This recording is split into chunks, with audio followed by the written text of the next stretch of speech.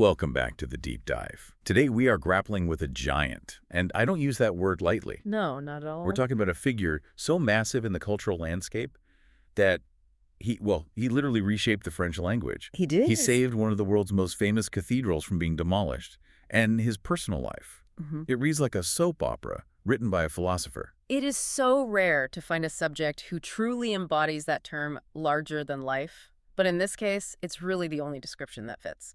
We are, of course, talking about Victor Hugo. The man, the myth, the beard. Now, most people, they know the name. Of course. They've probably seen a musical adaptation of Les Misérables, or maybe the Disney version of the Hunchback of Notre-Dame.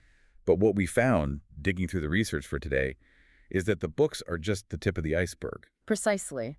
To look at Hugo merely as an author is to miss the point of his existence entirely. How so? He was a politician, a surprisingly talented visual artist, a human rights activist, and just this relentless social campaigner. And he had this massive ego to go with it. Oh, an enormous ego. A man of such intense energy and self-belief that he coined a term, ocean man, to describe a certain kind of genius. Ocean man. I love that. It sounds like a superhero, or maybe a 90s rock song. Right. But for him, it described a genius that is as vast and frankly as terrifying as the sea itself.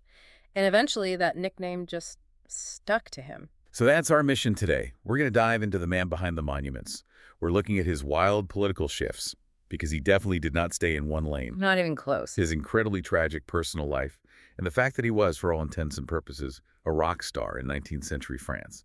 And we have so much ground to cover. We're looking at biographical records, his own private literary notes, and his diaries, which, as we'll get into later, contain some very specific coded information. Coded information about his appetites, shall we say. Let's just say that. Oh, we are definitely getting to the codes. But let's start at the very, very beginning, or I guess slightly before the beginning. Right, because even the story of his conception is wrapped up in this mythology he built around himself. It sets the whole tone. It absolutely does.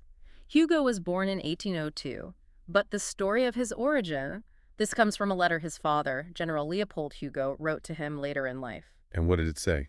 His father claimed that Victor was conceived on one of the highest peaks in the Vosges Mountains during a journey. Of course he was. Not in a boring bedroom, but on a mountain peak. Uh. It's so dramatic. It's pure romanticism. And his father wrote, quite poetically, that this elevated origin seemed to have had an effect on Victor, ensuring that his muse would be continually sublime. Wow. No pressure, kid. You were made on a mountain, so you better be a genius. Exactly. But there's a specific detail about the date that just blew my mind when I was reading the notes. Hugo believed this conception happened on June 24th, 1801. And does that date ring any bells for you? It didn't at first, and then I look at the numbers. June 24th, 1801. So 24. 601. Precisely. 24601. It's Jean Valjean's prisoner number. It is perhaps the most famous prisoner number in all of literature. So he literally encoded his own sublime conception into the identity of his most famous suffering hero. It's like he's stamping his own DNA onto his work. It suggests that he saw Valjean not just as a character, but as, I don't know, an extension of his own destiny. That's the ultimate Easter egg. But while his father was writing him these grandiose letters, the actual household dynamic wasn't exactly sublime, was it? Oh, far from it. To understand Hugo, you really have to understand the friction he grew up with. It was a house divided in the most literal political sense. Okay, break that down. So his father, Leopold, was a general in Napoleon's army. An atheist, a diehard Republican, a full supporter of the revolution and the empire. And on the other side? You have his mother, Sophie Trebuchet. She was a staunch royalist, completely loyal to the deposed Bourbon dynasty, and a devout Catholic. So you have the clash of the two great forces of 19th century France. Revolution versus monarchy. Atheism versus Catholicism. All happening right at the dinner table. Imagine those conversations. That explains so much about his ability to see different sides of an argument later in life. But it sounds like he picked a side pretty early on. Initially, yes. He was very much under his mother's influence as a boy. But what's truly interesting is the sheer scale of his ambition, even as a teenager. We found a diary entry from July 10th, 1816. Hugo was only 14 years old. And what does a 14-year-old Victor Hugo write in his diary? Not about girls or school, I'm guessing. No. He wrote, and this is a direct quote, I shall be Chateaubriand or nothing. Okay, for context.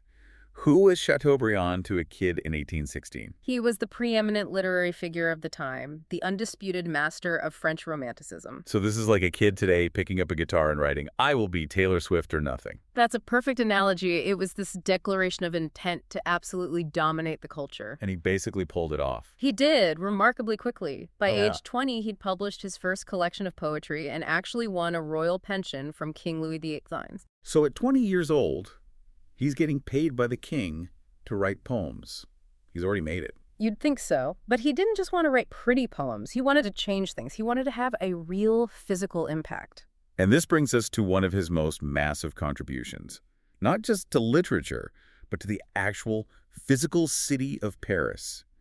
We have to talk about The Hunchback of Notre-Dame. Or Notre-Dame de Paris, as it's titled in French, published in 1831. Right, and most people think of it as this tragic romance, or a character study of Quasimodo and Esmeralda. Which it is, but its primary purpose was actually architectural activism. Activism? You mean he wrote it to save the building? Essentially, yes. In the 1830s, the Cathedral of Notre Dame was in a really sorry state. What do you mean? It had been neglected for decades, vandalized heavily during the French Revolution, and was just decaying. Gothic architecture was considered barbaric and out of fashion at the time. So it wasn't the beloved icon it is today. Not at all. There was serious talk in the city planning committees about just demolishing it, or at the very least letting it fall into ruin to make way for new, more modern developments. Wait, they were actually going to tear down Notre Dame? Yeah. That's unthinkable. It was a very real possibility. And Hugo, who adored the medieval architecture of Paris, was horrified. So he wrote the novel specifically to shame the city and the public into caring about their heritage. That is incredible. So he creates this sprawling epic, makes the cathedral itself a central character, just to say, hey, look at this magnificent thing you're letting rot. Exactly. He made people fall in love with the building, and it worked better than he could have possibly imagined. How so? The book was a sensation all across Europe. Tourists started flocking to Paris specifically to see the cathedral they had read about. They wanted to see the towers where Quasimodo lived, the gargoyles. So they were basically embarrassed into action by a tourist boom. The city of Paris was essentially shamed into launching a massive multi-decade restoration project. So if you go to Paris today, and you take a selfie in front of Notre Dame, you partly have Victor Hugo to thank that it's even standing there. Without a doubt, he proved that a work of fiction could have tangible physical consequences in the real world. A novel could literally save a monument. But if Hunchback was a hit, his next major project was a whole other level. It was a phenomenon. We have to talk about Les Misérables. The Brick, as it's affectionately known by any student who's had to carry it in their backpack. Right. This novel really defined the second half of his career. But what's fascinating is how long it took to gestate. He began planning a novel about social misery back in the 1830s. But it wasn't published until when? 1862. So that's almost 30 years. 17 years of actual concentrated writing. I mean, the commitment is just astounding. It is. And I saw in the notes that the main character, Jean Valjean, actually had a different name in the early drafts. He did. In 1839, Hugo visited the Bagne of Toulon, which was this infamous, brutal prison. He took extensive notes on the conditions there, the prisoners. In those notes. He wrote a name in huge block letters. Jean Tréjean. Jean Tréjean. It doesn't quite roll off the tongue the same way, does it? No, Valjean's much better. But that was the seed. And when the book was finally ready in 1862, Hugo knew he had something special. He wrote to his publisher, "My conviction is that this book is going to be one of the peaks, if not the crowning point of my work." Talk about confidence. And the release of this book, it wasn't just, let's put it in bookstores and hope for the best. It sounds like a modern blockbuster movie launch. It was completely unprecedented for the time. The publisher, a Belgian firm, launched this massive marketing campaign 6 months in advance. 6 months. Yes. They issued press releases, they teased parts of the story, they released the first volume, Fantine, simultaneously in major cities across the world. Paris, London, Brussels, New York. That's a global launch in 1862. And in Paris, it sold out within hours. There are accounts of factory workers pooling their money to buy a single copy and then having one person read it aloud to the others during their breaks. That is the definition of a cultural phenomena. But, and there's always a but with these things, the critics weren't exactly thrilled, were they? The literary establishment hated it. Flaubert, the author of Madame Bovary, found neither truth nor greatness in it. Ouch. The influential Goncourt brothers called it artificial and pandering. And Baudelaire, the poet, who was a friend of Hugo's, praised it publicly in the newspapers. But privately. Privately, he wrote that he found it repulsive and inept. Wow, Baudelaire playing both sides. Great book, Victor. Yeah. And then he turns to his friend and whispers, "It's garbage." It really highlights this massive divide between the critics and the public. The masses saw their lives, their suffering, recognized in that book. The critics just saw bad art. And Hugo knew it was a hit. There's that famous story, and you can tell me if it's true, about his correspondence with the publisher about the sales figures. It is a famous anecdote. It's possibly apocryphal, but it captures the spirit of the moment so perfectly. So what's the story? Hugo was on vacation when the book launched. He wanted to know how it was doing, so he sent a telegram to his publisher. The telegram contained a single character, Which was a question mark. simple, to the point. And the response. The publisher, wanting to indicate massive, overwhelming success, replied with his own single character telegram, an exclamation mark. The shortest correspondence in history. Mm-hmm. How's it going? Amazing. Told entirely in punctuation. I absolutely love that. It speaks to his confidence, doesn't it? He didn't need words, he just needed confirmation. Okay, so he's conquered the historical novel with Hunchback. He's conquered the social epic with Les Mis. Where do you possibly go from there? Well, apparently you go to the Channel Islands and you fight a giant squid. You do. This takes us to Toilers of the Sea, published in 1866. This is a really fascinating book because it steps away from the social and the political for a moment to look at something more elemental. Right, the plot is basically about a man trying to salvage a shipwreck to win the hand of the woman he loves.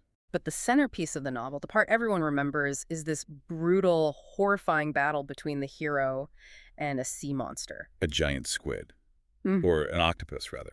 And the notes say that this book actually changed the French language. It did, in a small but significant way.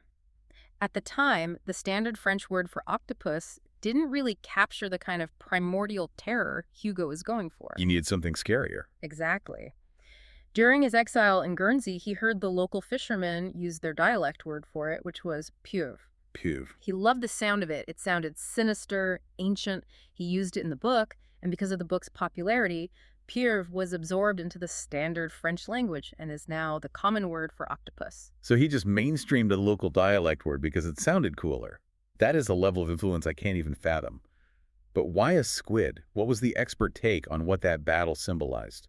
Well, biographers and critics really see it as a metaphor. You have the protagonist, Gilead, who represents human ingenuity, technical progress, creative genius, hard work. And the squid. The squid is the imminent evil of the material world. It's nature at its most monstrous and chaotic. So the battle is really Hugo working through his own struggles. It's man against the overwhelming, indifferent forces of nature and fate. Which brings us right back around to that nickname you mentioned at the start. The Ocean Man. Yes. Where did that actually come from? It came from Hugo himself in a long essay he wrote about William Shakespeare.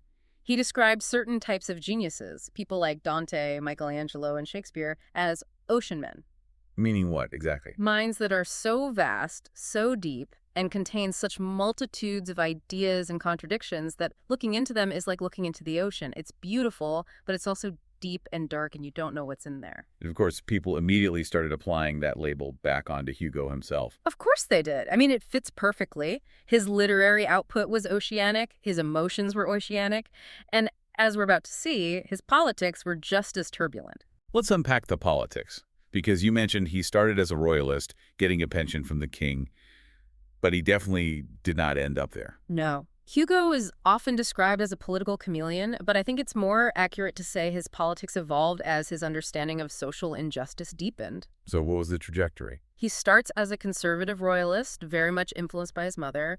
Then he becomes a more moderate centrist Republican. Yeah. And by the end of his life, he's a radical Republican and a socialist in all but name. The turning point, the big catalyst for that shift, seems to be his feud with one particular man. Napoleon III. That was the defining conflict of his political life. So what happened? In 1851, Louis Napoleon Bonaparte, who was Napoleon's nephew, was president of the Republic. But he seized power in a coup d'etat to make himself emperor. Hugo was absolutely furious. Because it was a betrayal of the Republic. A complete betrayal. Hugo declared him a traitor. He even wrote a scathing political pamphlet called Napoleon le Petit. Napoleon the Little. Yes, a direct insulting contrast to his famous uncle, Napoleon the Great. For the 1850s, that is a sick burn, calling the all-powerful emperor the Little. It was devastatingly effective mockery, but it also made it incredibly dangerous for Hugo to stay in France. He had to flee for his life. And this is what began his long exile. It did. He spent nearly 20 years away from France, first in Brussels, then Jersey, and finally settling on the island of Guernsey in a house he called Hauteville House. 19 years is such a long time to be away from your home, especially when you are a national hero. It is. But here's the measure of the man's stubbornness. In 1859, Napoleon III declared a general amnesty for all political exiles. So he could have gone home. He could have. Everyone expected him to. But Hugo refused. He refused. Why? He issued a public statement. "When liberty returns, I will return." He refused to validate the emperor's rule by accepting his pardon. He saw it as a form of surrender. So he stayed on that island. For another 11 years, staring at the ocean, writing Les Misérables, and basically waiting for the empire to fall, which it eventually did. That is just an incredible level of principle. But we have to look at the whole picture here.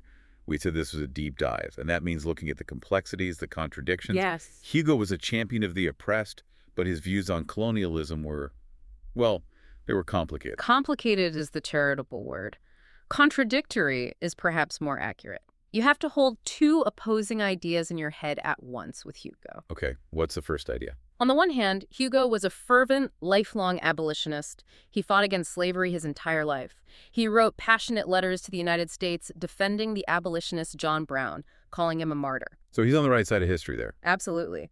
He said, "Slavery in the United States, it is the duty of this republic to set such a bad example no longer." He was unequivocal. Okay, so what's the other hand? The other hand is that he viewed European colonialism in Africa as a noble, civilizing mission.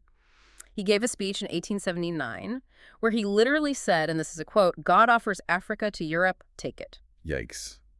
That's very tough to hear today. It's a jarring contradiction. He believed that Europe would make a world out of Africa. It reflects the very typical Eurocentric mindset of the 19th century, even among so-called progressives. And he knew what was happening on the ground, didn't he? He did. He meticulously documented French atrocities in Algeria in his private diaries. He knew about the massacres, the violence, but he never publicly denounced the occupation of Algeria. So he could see the profound injustice of slavery in America, but he had this massive blind spot for what his own country was doing just across the Mediterranean. Exactly. And it's important to acknowledge both of those truths. He was a champion of the oppressed and a man of his time with significant, troubling blind spots. However, there is one area where he seems to have been consistently radically ahead of his time. The death penalty. Right, from his early novel, The Last Day of a Condemned Man, onward. He was a lifelong, relentless opponent of capital punishment. He called for the overthrow of the scaffold just as the revolution had overthrown the throne, and he had a real impact. His writings and his campaigning directly influenced the removal of the death penalty from the constitutions of Geneva, Portugal, and Colombia during his lifetime. That's a massive, tangible legacy. So we have the writer, the activist, the exile. But I want to pivot now to the personal. Because if his public life was dramatic, his private life was just steeped in tragedy. The central tragedy of Victor Hugo's life, the one that shaped everything that came after, happened in 1843. It involved his favorite daughter, Leopoldine. How old was she? She was 19, recently married to a man she adored, Charles Vacquerie. By all accounts, she was the light of Hugo's life. And what happened? She was out boating on the River Seine with her husband. A sudden gust of wind overturned the boat. Her heavy skirts pulled her down. Her husband, a strong swimmer, dove again and again to try and save her, but they both drowned. That is just horrific. And the way Hugo found out is even worse, isn't it? It's the stuff of nightmares. Hugo was on vacation in the south of France with his mistress. He had no idea anything had happened. So how did he hear? He walked into a cafe, sat down, picked up a local newspaper to idly read the headlines, and he read about his own daughter's death. He found out from a newspaper. I can't even begin to imagine that shock.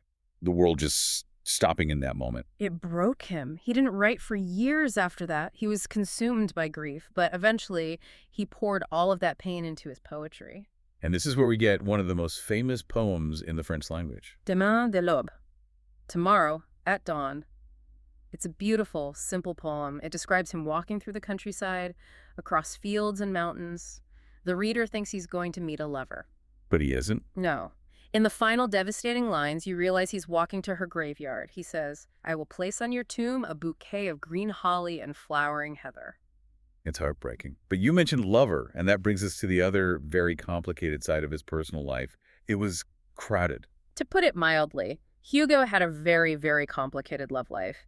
He was married to Adèle Fouché, his childhood sweetheart. But the marriage had its issues. It did. Adèle actually had an affair with one of Hugo's best friends, the critic Sainte-Beuve. That's incredibly awkward. Very. But Hugo wasn't exactly a model of fidelity himself. He began a relationship with an actress named Juliette Drouet. And this wasn't just a fling. No, this was the relationship of his life, in a way. For 50 years. Juliette Drouet became his shadow. She was his mistress, his secretary, his confidant, his companion. 50 years. She saved his life during the 1851 coup. She found him a hiding place and helped him escape Paris. She went into exile with him to Guernsey, living in a house just down the street from his family. Hugo even referred to her as his widow in a note to his children. Oh, she wasn't the only one, was she? Because this is where we get into the ocean man libido. No, she certainly wasn't. Hugo had a ravenous sexual appetite that continued right up until his death in his 80s. And being a writer, a man obsessed with documenting everything. He kept track of it. He kept a coded diary of his sexual encounters. Okay, this is the part that feels so intrusive, but is also just so fascinating. What kind of codes are we talking about? It was a very strange mix of Latin, Spanish, and really bad puns. Puns. Yes. For example, he would use the abbreviation OSCI, which is short for the Latin word oscula, to mean kisses. Okay, that's straightforward enough. But then he would use homophones. He would write the word poêle in his diary, which means stove in French. Stove. Why a stove? Because poêle sounds almost exactly like the word poils, which means hairs. Specifically, pubic hair. Oh, wow. Yeah. Okay, so he's making terrible dad jokes about his affairs in his secret diary. It gets worse, or better, depending on your perspective. He used the term Suisses, which means the Swiss, to refer to a woman's breasts. I am almost afraid to ask why. Because Switzerland is famous for its milk. That is an awful pun, Victor. Truly terrible. It's unforgivable, but it also humanizes him, doesn't it? He's this titan of literature writing about God and justice and revolution, and then he goes home and writes, "Saw the Swiss today," in his diary. It definitely knocks him off the pedestal a little bit. So let's fast forward to the end. The empire finally falls. Napoleon III is out. Hugo can finally return to Paris in 1870. What was that homecoming like? It was triumphant, raucous. He was greeted as a returning hero, the living symbol of the Republic, but the timing was absolutely terrible. Why? He arrived just in time for the siege of Paris during the Franco-Prussian War. The city was surrounded by the Prussian army, they were cut off, and food ran out. But this is where the ocean man had to get creative with his diet. Everyone in Paris did. It was a time of widespread starvation. Hugo wrote in his diary about eating the unknown. What did that mean? It meant they ate the horses first, then the cats and dogs, and finally, when those were gone, the animals in the Paris Zoo were slaughtered for meat. Hugo's diary notes eating antelope, camel, bear, and even elephant. That is such a grim, surreal image. The national poet eating a zoo animal while the city is being shelled. But he survived it. He lived for another 15 years as the grand old man of French letters, finally dying in 1885 at the age of 83, and his death. Well, there has never been a funeral like it in France. How big are we talking? 2 million people. 2 million. 2 million people lined the streets of Paris for his funeral procession. For context, the entire population of Paris at the time was only a little more than that. It felt like the entire country turned out to say goodbye. And where did the procession go? From the Arc de Triomphe, where his body lay in state overnight, all the way to the Pantheon, the great secular mausoleum where he was buried. But didn't he request something very specific and very humble for the hearse? He did.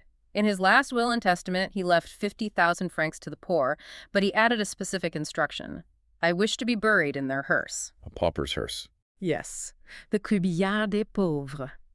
So you have this incredible image of a massive state funeral, the streets lined with millions of mourners, all the pomp and circumstance of the Republic, and in the middle of it all, the body of the greatest writer in France is being carried in a simple, black, unadorned pauper's hearse. It was his final statement. His final act of solidarity with the Misérables he wrote about his entire life. He really stuck to the brand until the very end. He did. And speaking of the end, his religious views are a final interesting twist in the story. They are. He starts out as a conventional Catholic, influenced by his mother. Over his life, he becomes a free thinker, dabbles in spiritism and conducting seances during his exile. Seances, really? Oh, yes. He became very interested in communicating with the dead, especially after Leopoldine died. But he eventually settled on a kind of vague deism. His will was very clear. What did it say? I refuse funeral orations from all churches. I ask for a prayer to all souls. I believe in God. Short, sweet, to the point. But there's a postscript to his religious life that I found absolutely wild. He is technically a saint, isn't he? He is. In the Taoism religion, which was founded in Vietnam in 1926, long after his death, Victor Hugo is venerated as a saint. A saint. In Vietnam, how? Why? They believe he is a spirit guide from the West who transmits messages of universal love and justice from the beyond. He's honored alongside figures like Sun Yat-sen and Joan of Arc. It's just a testament to how far and how strangely his influence reached. He's not just a French writer, he's a global spiritual figure to some. That is the definition of immortality, a legacy you couldn't even have imagined for yourself. Indeed. So, as we wrap up this deep dive, how do we even begin to sum up Victor Hugo? He was a man of just extremes. Extreme genius, extreme ego, extreme tragedy, and extreme fame. He was the century man, as some critics called him. He lived through the rise and fall of empires, monarchies, and republics. He shaped the French language, he saved a cathedral, and he gave a voice to the poor that still resonates today. He wasn't just in the 19th century. In many ways, he was the 19th century in France. But looking back, there's one quote of his that really sticks with me, and maybe it's a little haunting. Which one is that? It was from one of his last public addresses in 1879. He was looking forward to the next century, the 20th century, and he made this grand prophecy. He said, in the 20th century, war will be dead. The scaffold will be dead. Hatred will be dead. Man will live. It's a beautiful, incredibly optimistic vision of the future. It is. But we know what happened in the 20th century. 2 world wars, the Holocaust, the atomic bomb. The scaffold came back with a vengeance. Hatred was very much alive. It's a stark, brutal contrast. Hugo was a true believer in the idea of progress, that humanity was on an inevitable march toward a utopia of peace and justice. So the question I want to leave our listeners with is this. Looking at Hugo's incredible oceanic optimism versus the reality of the world we inherited, was he just profoundly naive? Or is that kind of radical hope, that belief in a better future, exactly what we need to keep pushing for, even when all the evidence says otherwise? That is the question. Thanks for diving in with us. We'll see you next time.